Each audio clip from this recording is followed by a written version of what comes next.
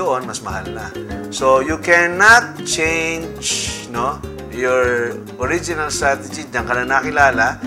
Ang gawin mo, mag-introduce ka ng new line na makakadagdag dun sa bigas na iyong binebenta. We're back, mga kago-negosyo. Kasama pa rin natin si Miss Ana and of course si Mr. Ariseo, na siya pong tumutulong sa ating mga OFW na nagnanais magnegosyo dito sa Pilipinas. Well, Sir Aris, ano ba yung intervention na pwedeng kumbaga maitulong ninyo doon sa mga OFW na hindi naman kaagad makakapag-settle dito habang nagnenegosyo, kundi ipinapahandle lang muna yung negosyo na itinayo nila sa mga kamag-anakan o katulad nga Miss Ana's case, yung kanyang daddy. So ano yung pwede nilang maitulong? So sa amin, tinitrain kasi namin yung mga kamag-anak nila dito sa Pilipinas kung paano gawin yung negosyo, yung usually na para hindi na sila magkamali. Alam mo yun, yung kung paano pag-operate, ano yung mga troubleshooting na gagawin kasi sakaling nagka-problema. So yun, actually ganun. Yung sinabi mo kanina, pwede mong matulungan yung mga kamag-anakan or yung daddy niya, for example, dun sa mga troubleshooting, anong pag-handle ng negosyo. Sa tingin mo ba, ang dapat na mas may kaalaman sa negosyo, yung ipinapahandle kung saan ito yung mga kamag-anakan o yung mismong may-ari ng negosyo, ng OFW? Sino sa kanila yung dapat mas may knowledge sa pagpapatakbo ng negosyo? Well, for me, 70% dun sa hands-on mismo, sa kamag-anak sa Pilipinas. And then yung 30% dun sa abroad. Siyempre dun sa may capital.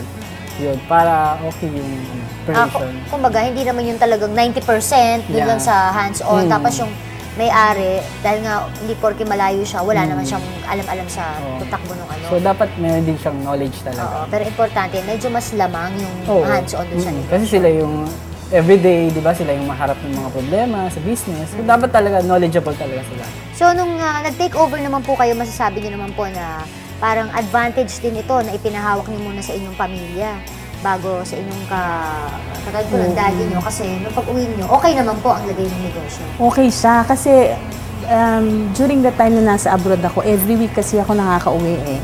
So, every week pagdating ko sa bahay, bibigay na ni daddy yung passbook. Heto yung mga pumasok na pera. So, kumbaga black and white siya, clear. So, dun sa iba ding OFWs na mag-iiwan sa relatives nila, kailangan black and white para walang, kumbaga, loophole na eventually sa napunta to, anong nangyari. So, dapat clear yon pag-usapan nila pagka working abroad sila, tapos nandito sa relatives. Saka sabi nga ho, di ba, sa pagnenegosyo, medyo labas yung personal na, di ba? Kung kayo ay magkapamilya o kaya naman magkamag-anak, yun. So, Miss Ana, ano po yung maipapayo ninyo sa kapwa ninyo OFWs na gusto ring magnegosyo, pero yun nga lang po, as of now, nandun pa sila sa ibang bansa at syempre, earning money para po pumasok sa isang negosyo. Kailangan po ba napakalaki na ng kapital o pwede naman mag-umpisa sa maliit lang? Pwede namang mag-start din, Gladys, sa maliit. Pwedeng mag-start lang sa maliit. Ang importante, may goal sila and focus on that goal. Kung anong gusto nila talagang gawin. Tsaka negosyo dito sa Pilipinas, like yung diniscuss nga natin kanina, basta maayos ang pag-uusap sa taong pag-iiwanan mo for the time being ng negosyo mo, I don't think naman magkakaroon ng problema.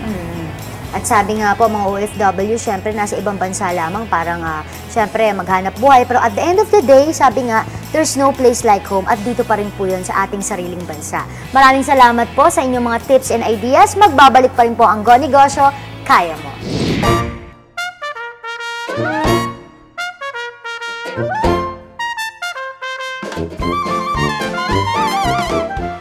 Hello, Gladys, Joey, at saka ating mga taga-Go Negosyo. May chika ako sa inyo.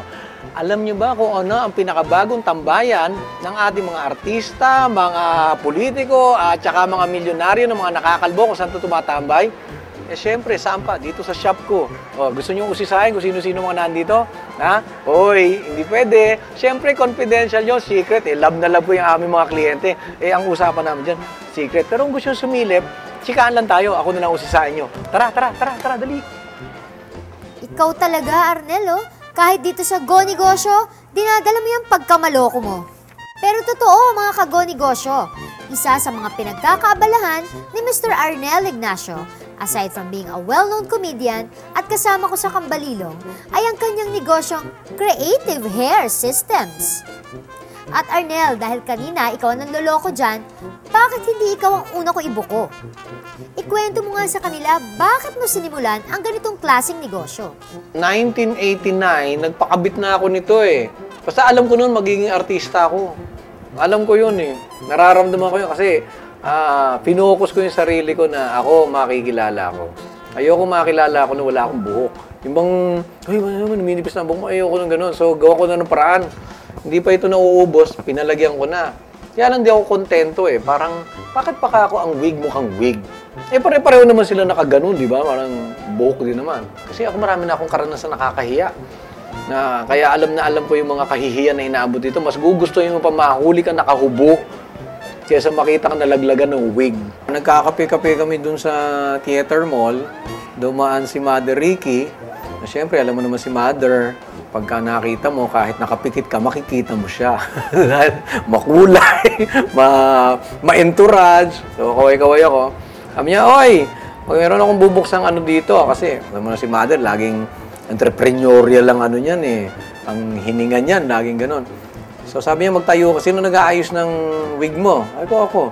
Magtayo ka doon ng ayusan ng wigs. Binigyan niya ako ng pwesto, pahiram, pati aircon, pinahiram niya ako, lahat ganon, tinayo. And, nabuo siya, tumindig yung negosyong mabuti. At, ilang taon na rin kaming nandito and it's doing very, very well. Nakakabilib naman talaga tong si Arnel, oh. Hindi lang magaling na komedyante, kundi successful na negosyante. Nakakatuwa because even before we open the shop, meron na kaming mga kliyente. Ang tuwan-tuwa ako, hindi ko ina-anticipate yung kaligayahan na makikita pala namin sa mga kliyente. Kasi yung parang darating dito, masungit, problemado, parang basta ganun ang dala-dala nila rito, tapos lumalabas sila ng minsan sumasayaw, bigay ng mga pera dyan.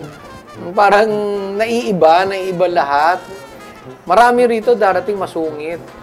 And maiintindihan mo naman eh, kasi hindi naman ito parlor na dumarating sila na napaka-minor ng problema. Marami dumarating dito, may mabigat na problema.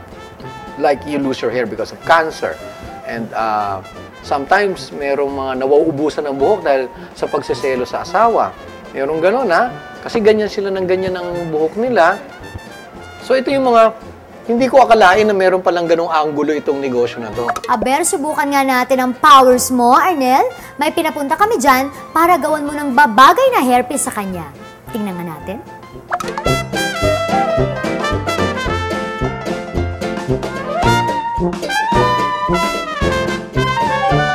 Instead of concentrating and stopping because you have a problem, you stop and concentrate on the solution. And then when you have the solution, you have a business.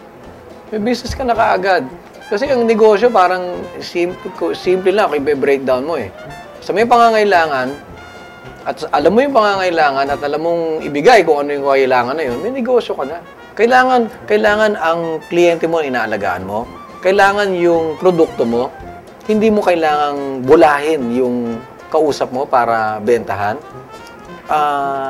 Pagka kailangan ka nila, kailangan nandiyan ka. Alam mo yung mga basic na ganun, na ayaw na nating isipin because we're always looking for the magic wand para tulungan ka. Hindi eh. Still, the old-fashioned way of doing business is a very strong formula. Gift talaga kay Arnel ang pagpapasaya ng mga tao. And with his unique business, hindi lang basta hairpiece, wigs, o hair extensions ang binibigay ni Arnel, but more importantly, he gives the ultimate customer satisfaction to whatever profession he is in. So paano, Arnel? Bukas aasahan kita dito sa Go Negosyo Set. Hey, Madam L, Gladys, paghandaan mo ko bukas dito sa Go Negosyo, yayanigin ko kayo sa mga masasaya, pero siyempre inspiring stories ko naman dito sa negosyo ko. O, paano? Bukas, magkita-kita tayo dito sa Go Negosyo. Naku, abangan niyo po bukas ang aking one-on-one interview with Arnel Ignacio at sigurado pong masayan at mai-inspire na naman niya tayo. At syempre, iniimbitahan po namin kayo na sumama at sumali sa mga Go Negosyo happenings na mangyayari po this coming weeks. And for more information, you may log on to www.gonegosyo.net. Hanggang sa muli, magkita-kita po tayo. Ito ang inyong #1 negosyo partner on TV. Go Negosyo, kaya mo!